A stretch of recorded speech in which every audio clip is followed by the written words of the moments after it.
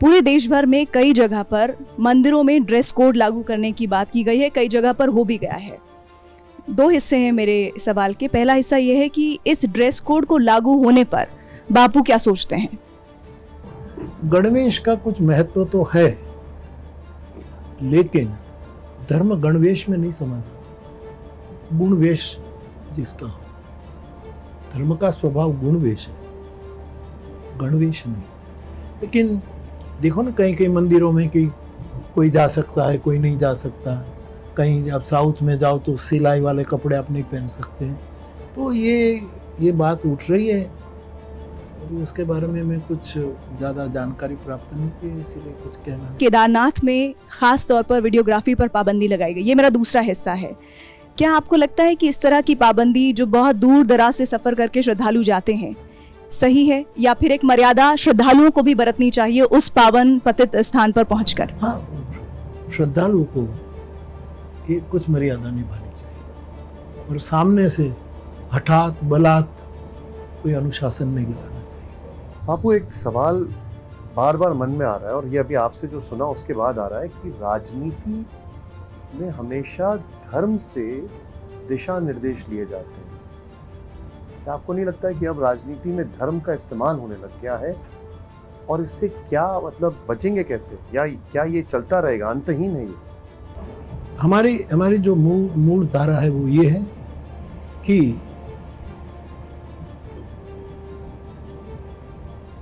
राजनीति में धर्म होना चाहिए, और धर्म का मेरा मतलब सत्य, प्रेम और करुणा। ये राजनीति में होना चाहिए। मुश्किल है, लेकिन धर्म में कभी राजनीति नहीं होनी चाहिए। और हमारे शास्त्र, और शास्त्र की भी मैं पीटी पिटाई बात कहना नहीं चाहता, मैं उसका बहुत गौर से गुरु कृपा से दर्शन करता हूँ।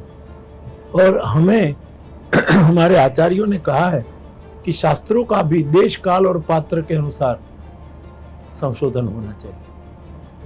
तो इस न्याय से मैं कहूँ तो धर्म पति है, नीति पत्नी है। अब पत्नी को पति के पीछे ही चलना चाहिए, आज के युग में कहना ठीक नहीं है, लेकिन उसको सब अधिकार मिलने चाहिए, वो श्रेष्ठ है। फिर भी ब्याह करते हैं तब तो पीछे ही चलती है। नीति को धर्म के साथ बावरी लेनी चाहिए। आज क्या हुआ कि धर्म नीति के पीछे चल रहा है, राज्य धर्माश्रित होना चाहिए। आज कई विचारधारा, कई धर्म राज्याश्रित हो गए। कौन संतुलन बैठाए, कौन ठीक करे? नहीं, ये नई पीढ़ी करेगी, जो आएगी। मुझे लगता है कि अगले 50 साल में, मैं तो 25 साल देख रहा हूँ, अभी मैं 78 हूँ। मैं चाहूँ कि और उम्र बढ़े और मेरी आंखों से मैं देख सकूँ कि मेरे जो फ्लावर्स है, मैं किसी को फॉलोअर्स नहीं मानता, फ्लावर्स कहता हूँ। मुझे हाँ, फ्लावर्स, फॉलोअर्स नहीं, फ्लावर्स। कोई भी मेरा कोई, कहीं कहते बापू के भगत है, बापू के अनुयायी है। मैंने भी यही कहा था, मैं फ्लावर ही कहूँगा। तो अब मेरे कई युवान भाई भी मुझे चिट्ठी लिखते हैं, तो पहले लिखते थे शिष्यस्ते हम शिष्य हैं। मैंने प्रासादिक प्रहार करते करते कहा कि नहीं, अब वो लिखने लगे हैं पुष्पस्ते हम आपकी वाटिका के पुष्प हैं। और पुष्प का काम दो ही है, शिव जी के सिर पर चढ़ जाना और दुनिया में महक फैलाना।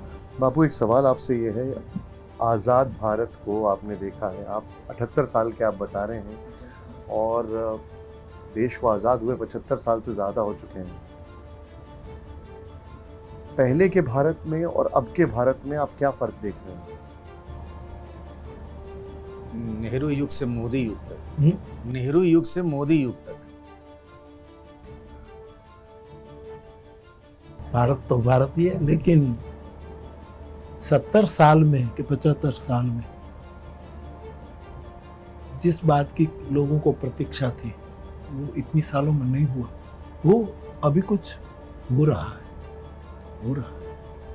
और मैं इस विकास का भी स्वागत करता हूँ, लेकिन मेरा एक सूत्र और है कि विकास विश्रामदायी होना चाहिए। जो विकास विश्राम प्रदान न करे ये केवल श्रम है, श्रम से अतिरिक्त। हम समझे नहीं, आप थोड़ा और बताइए हमें। विश्रामदायी का मतलब?